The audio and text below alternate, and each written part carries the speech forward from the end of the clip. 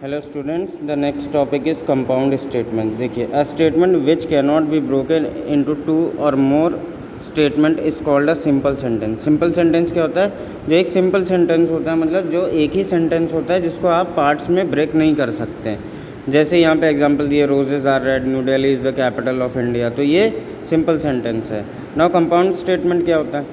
A statement that can be found by combining two or more simple statements is called a compound statement.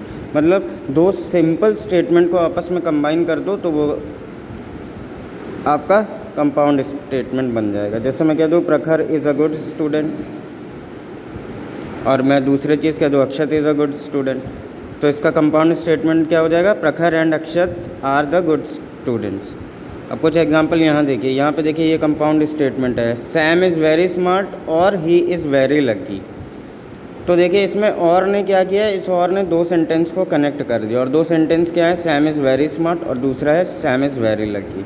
तो यहाँ पे connecting word क्या हो गया? और हो गया, ठीक है, कनेक्टेड बाय और। तो ये होता है आपका कंपाउंड एंड सिंपल स्टेटमेंट। अच्छा, अब ये जैसे कि मैंने ये एक एग्जांपल लिया, जैसे Delhi is in India and Islamabad is in Pakistan, तो यहाँ पे कनेक्टिंग हो गया एंड।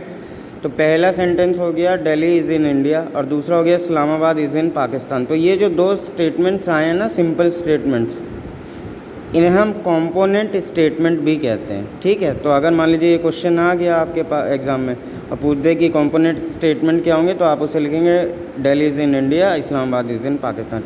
ये पी और आर जो ये लिखे हुए हैं, ये बता रहा है कि ये स्टेटमेंट पी है, ये स्टेटमेंट आर है, और ये दोनों कंबाइंड होकर एक स्टेटमेंट बना था।